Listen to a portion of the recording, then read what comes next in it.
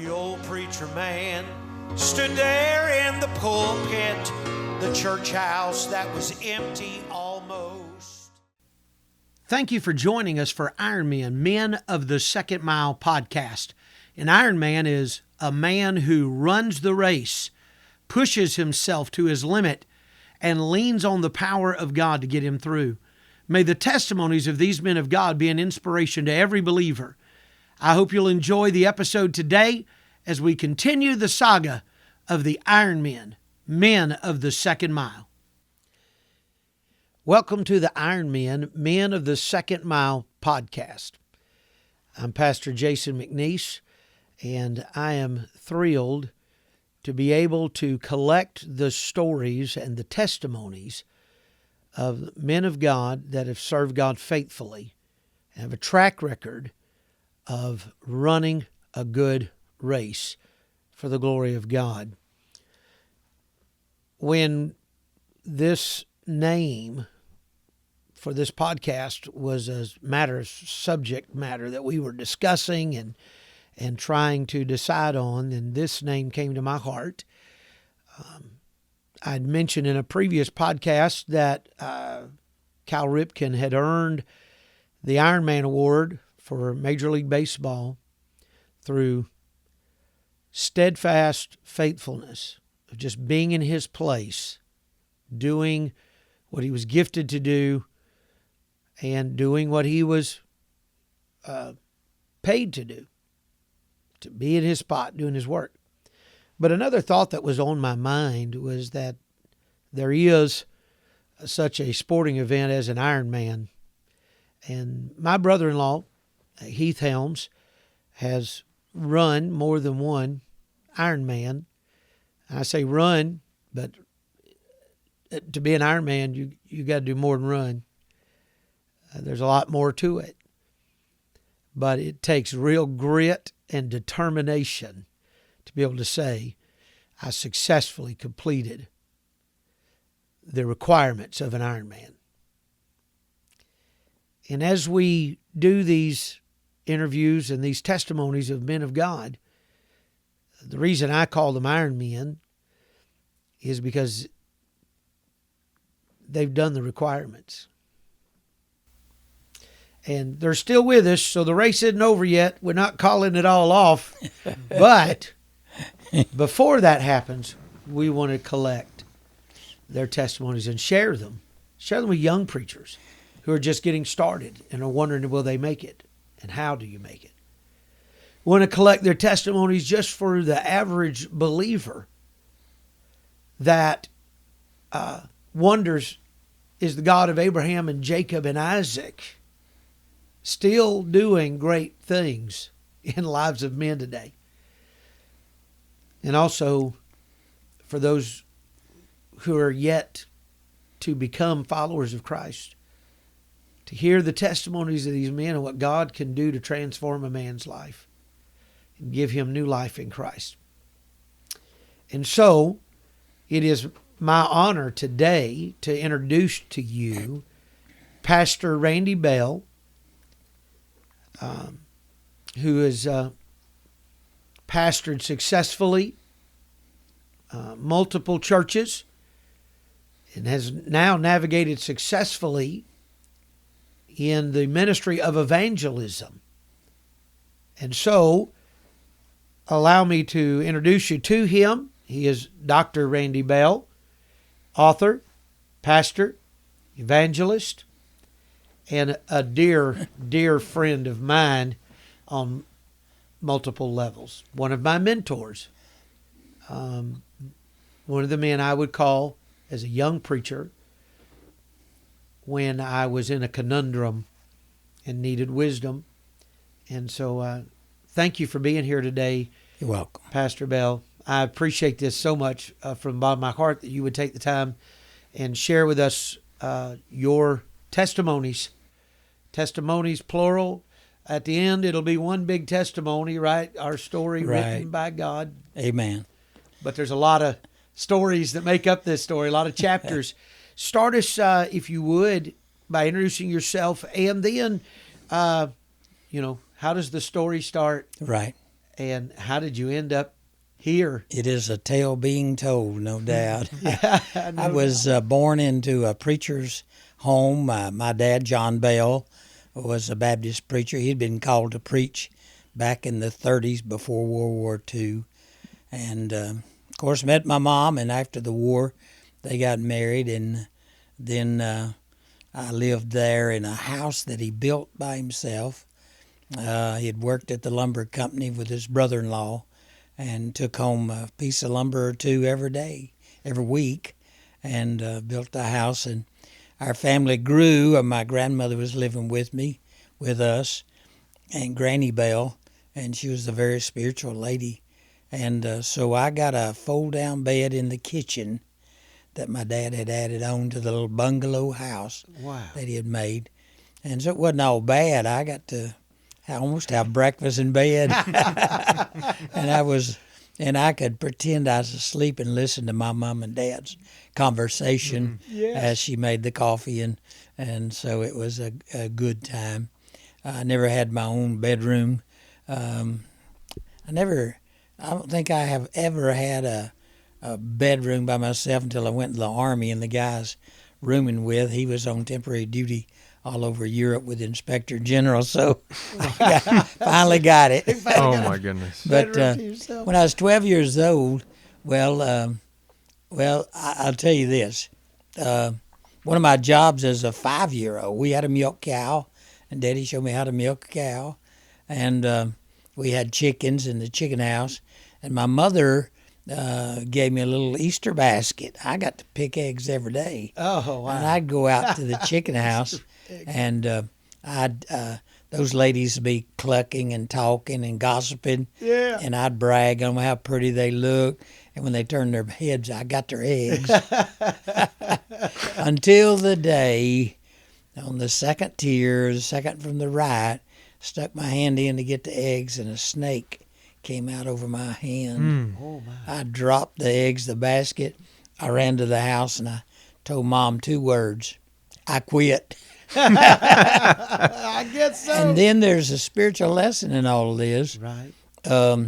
Mama grabbed the hoe, headed to the chicken house, me right behind her, and couldn't find the snake. It was just an old chicken snake or something. Right. It wasn't poisonous, thank goodness. Yeah. Right. It was more interesting in the eggs. Daddy came home from work. He looked for it. He couldn't find it. Well, that was about a Tuesday. Friday, you always went to the grocery store because you got paid on Friday, and you better buy groceries while you got money. Yes. So the money don't go. Yes. Oh, my You know, money talks, Jason. It says Yes. goodbye. And so it went after grocery, went by the hardware store, and he got a ceramic egg, white ceramic egg. Oh, my. And I said, Dad, is that something Lamar and I get to play with? He said, oh, no, I'll show you when we get to the house. We got the house and got the groceries unloaded, and we walked out to the chicken house. Show me where snake came out. And I said, right there, Daddy. And he put that ceramic egg in there. And I said, what's that for, Daddy? Make the chickens lay eggs better? He said, no. He said, Mr. Snake's going to come, and he's going to think that's a real egg, and he's going to swallow it. But he can't go out here in the woods. It's right next to the woods in Tennessee. We lived right on the state line. And he said he's going to wrap around a branch, and he's going to try to crush it. But he won't crush this egg. Oh, And said, now in a week, 2, you'll find him hanging out there in a tree. And I said, okay, Daddy. And sure enough, in about 2 weeks, I looked at those trees everywhere, and sure enough, a tree not far from the chicken house, he had climbed up and wrapped around a limb. He was going to squeeze and break that egg, but he couldn't do it. And I couldn't get it down. Mama couldn't get it down. When Daddy came home from work, he got a big, long hoe, and he was a tall man, 6'2", 6'3", and he got it out of the tree and got his penknife, cut it open, got that ceramic egg out of that snake, washed it off, put it back in service. how about that? We have something, Jason, Praise the Lord. that when the devil swallows it, he'll choke himself to death. And we put it back in service, my the Bible. And I tell that little story when I was just a boy. Wow. When I was about 12 years old, I told my brother Lamar we would tell Mama we'd go down to Chickamauga Creek down there, Hurricane Creek, near our house, and there was a couple of deep spots where you could dive in. Right. And telling how many snakes was around there that we didn't know, and so I told Lamar on the way. I remember this specifically. I said, Lamar, he was 2 years younger than I was. There's two things I'm going to do. I was 12, he is 10. I said, this year I'm going to learn how to swim, and I'm going to get saved. Wow. And I wasn't even under conviction, but that was something that was sort of in my heart. I heard my dad preach, of hell and salvation and all that stuff. And so, but it wasn't that year. How about that? Because God had not convicted me. I had not been aware of my sins. You were intellectually working on it. I knew I wanted to be saved. Yes. But I didn't know how. I didn't know what, how go that about. That's so interesting because I did the intellectual thing at 5 years old. Yeah. And I was in agreement. I was a slow learner. Well, I was a slow learner. At 5 years old, I did all of that. But there was no conviction. Right. There was no, it was an intellectual thing. Right. And at 7, God put me in a conviction. Yeah. At 8 years old, yeah, I ended up getting saved. Yeah, and that's a good point for church workers too. Yes. If a child goes to the altar, you don't say, "Would you like to be saved?" Well, what child wouldn't? Yeah, I'd like to be saved. Yeah. And this was what was in me. Do you want to go to heaven or hell? Yeah, right. Well, that's an easy answer. I had no trouble. Oh, answering that. What and then child? when they asked, "Well, do you believe Yeah. in Jesus?" and I assented a knowledge I didn't even know what believe meant. Sure. And certainly trust in, trust on, all those terms I was not familiar. But when he said, "Do you believe Jesus died?" Well, absolutely. I'm a Baptist. I'm not saved yet, but I'm a Baptist. Yeah. Well, we always taught our workers at the 3 churches I pastored. I pastored 3 churches for 36 years. And we always taught them when a child goes to the altar, don't ask them if they want to be saved. Ask them, how can I pray for you? How can I pray for you? And I remember at Harmony Baptist Church there in Chattanooga, I went down, a little boy came to the altar. Nobody came down the altar with him. But I thought, well, I better check this out. Right. So I asked him, I said, what can I help you pray about? He said, "Preacher, my dog's sick. Can you pray my dog get better?" Bless. And I said, "I sure will." And I asked God to heal his dog. Yes. Yeah. Yes. And sure. And I could have led that child, but he wasn't under conviction. He wasn't ready. He wasn't. Wasn't even on his mind at the time. No. And it takes 9 months for a child born in a woman to come out. Oh. It takes some travailing. Developing and travailing. So at 13 years old, Sunday night in August, we were at church, and my dad preached that night. And I'd already been under conviction for about 6 months. I could have gone any time in there, and God was so merciful. Yeah. I went down to the altar at Welcome Hill Baptist Church, Catoosa County, Ringo, Georgia, and God gave me the new birth. And the old man died. Now he still gets revived like a zombie sometimes, and you got to kill him and starve him and feed the spirit. But from that time, I was I was between 7th grade and 8th grade, and I was entering into 8th grade, and God really changed my life. Although I had been, you might say, character-wise pure before that, when I got born again, I realized He was in me. He was teaching me, showing me. Wow. In 8th grade, I remember this in 8th grade, I think his name was Mulberry, was my English teacher. And this was one of the changes I saw in my life. Now, I tried as a student, 6th grade, 7th grade, and we were in a separate building. But in the 8th grade, you had one building, and there in Ringo. And he said, he gave a challenge to the class. If you can make 100 on every test, every Friday, we'll give a test of what we've learned Monday through Thursday. If you can get 100 on it, when the end of the exam, end of the year, you won't have to take the final exam. Wow. So I studied hard, and we were doing sentence diagramming. Right. You know, got the noun, the verb, the adjective, the adverbs, all that stuff, and how to diagram them, where to put them. And I studied hard, and I made 100 every Friday. And when the 6 weeks came, he put the test on my paper, on my desk. And I said, Mr. Mulberry, I'm not going to take the test. He said, yeah, I know you made 100 on every one of them, but just take it and see if you can do it. I said, no, sir. I said, you promised me that if I made 100 on every test, that I would have to take this test. Right. And so he wasn't mad. He was Yeah. glad. But that new birth changed my outlook on life, that I could do better than what I'm doing. And so it was good. I in high school, I was my senior year, I was president of the Fellowship of Christian Athletes. Okay. I was playing basketball, running track, and we would meet, and I, in essence, would preach to them. I look back on it and say that because that's what happened. And I didn't know the Fellowship of Christian Athletes went back that far. Oh, yeah. I didn't realize their history was that I easy. still have my Bible, 1966. Wow.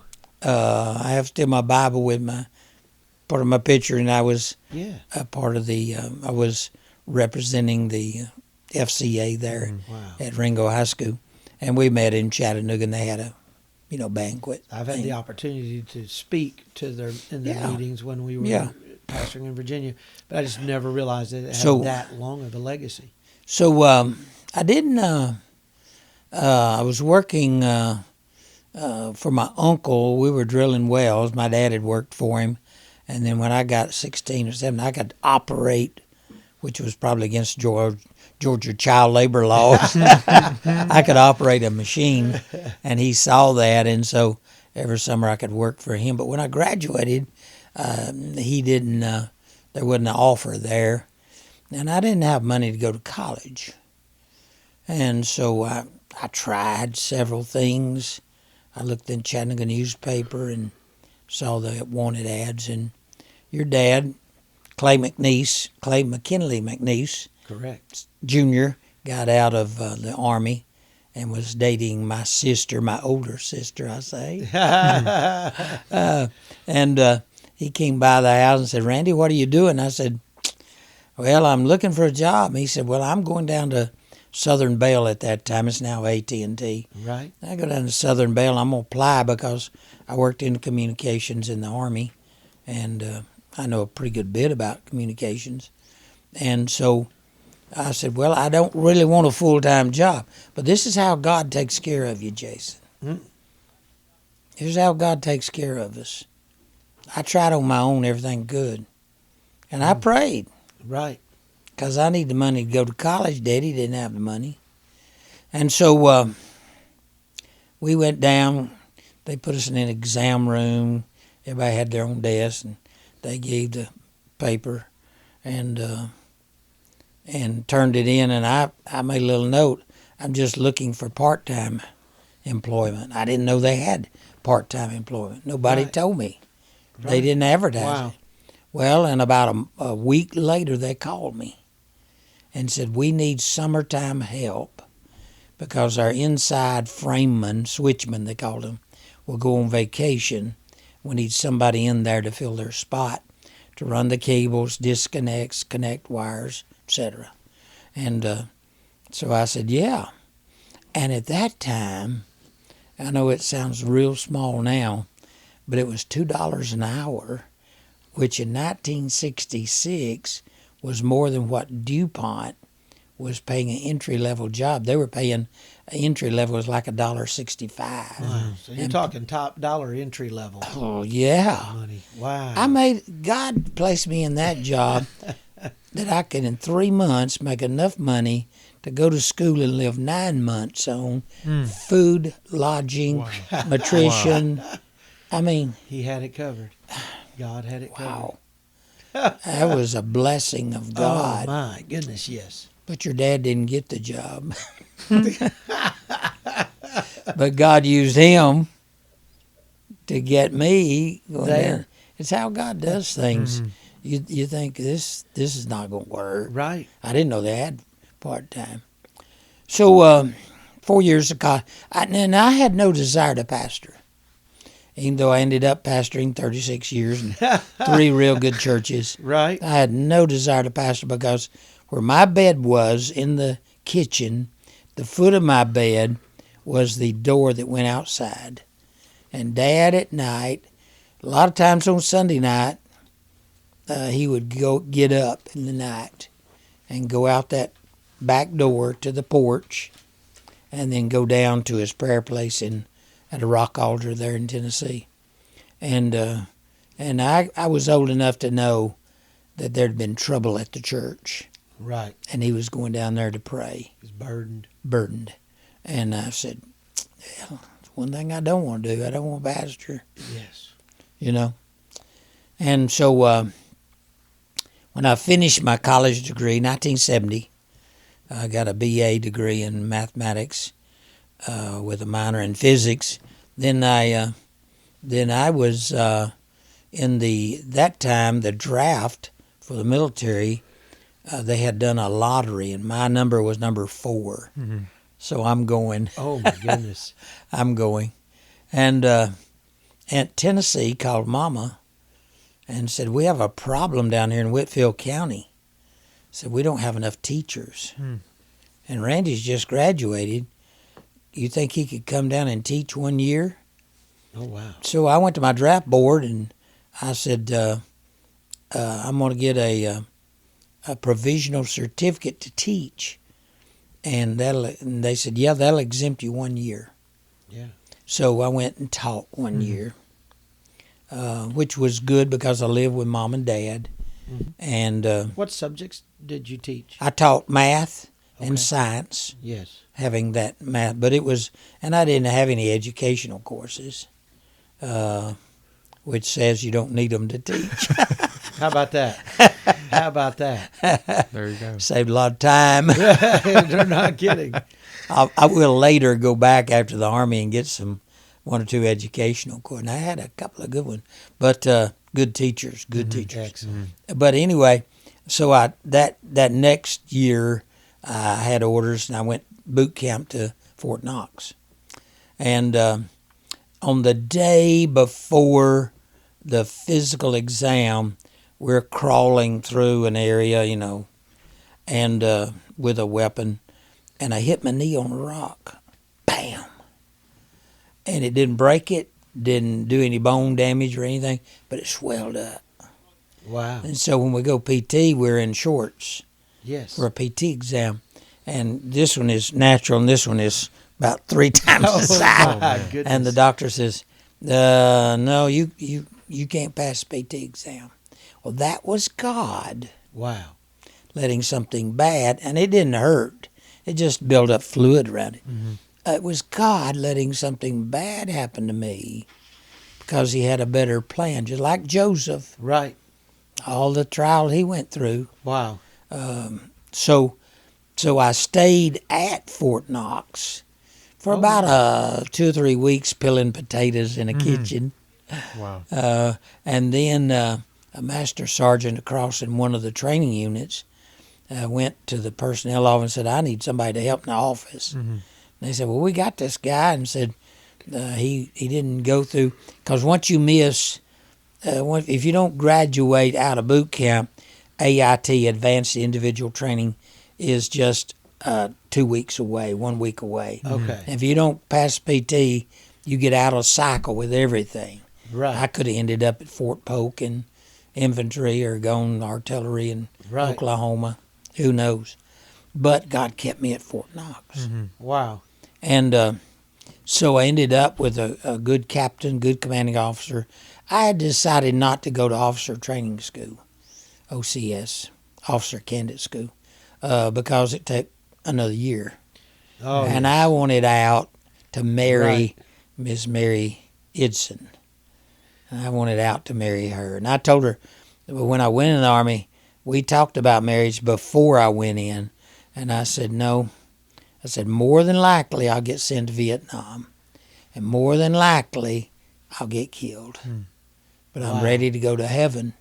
yes. But I don't want to marry you and then your husband die. And if we happen to have a child on the way, then you're a single mom, divorced, Wow. or widowed with a child. I don't want to burden you with that, Mary.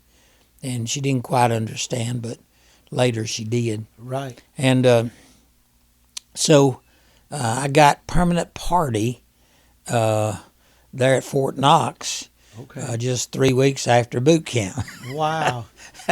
And I was in a good company, the master sergeant, and I earned the respect of the commanding officer, and we could sign his name anytime we wanted to. And in the Army, there's That's always handy. yeah, there's always You get a lot accomplished that way. yeah, I get it bad too, push it on through. But there was a report. It's called the Morning Report for the U.S. Army, that they had to have every morning to know how many people are ready to fight, how many people are on vacation, or how many people are AWOL. Right. You know, Whatever so the they need to know how circumstance. many people they got to send, to war. Well, so that was an important job, and I learned it there. So then I got a call. I got orders to go to Vietnam. Okay. So I went to the personnel No, I got orders in like the end of November. Elections for president were held.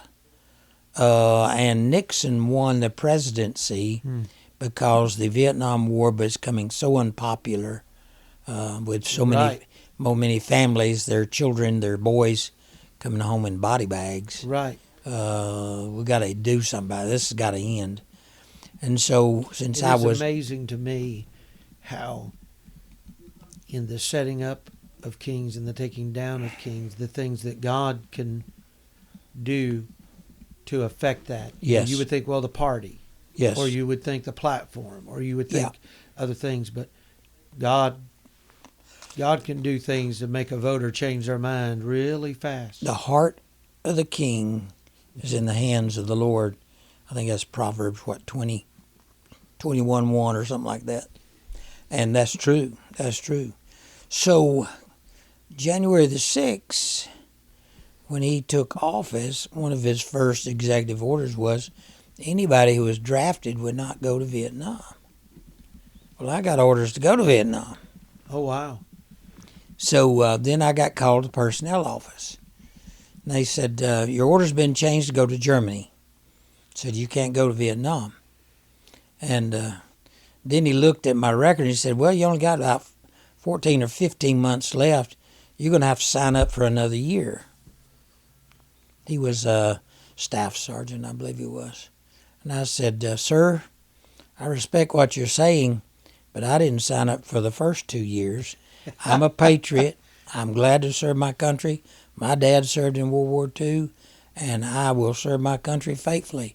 But I didn't sign up for the first 2 years. Wow. And he said, well, you got to sign this paper. And I said, no, sir. No, sir. I said, I love Fort Knox. I can get a 3-day pass about every month with my commanding officer. I've got a lady in waiting that I'm going to marry, soon. And I can be at her house in about 3 hours if I drive fast. And from Fort Knox, and I'm not signing it. Wow. Well, he lied.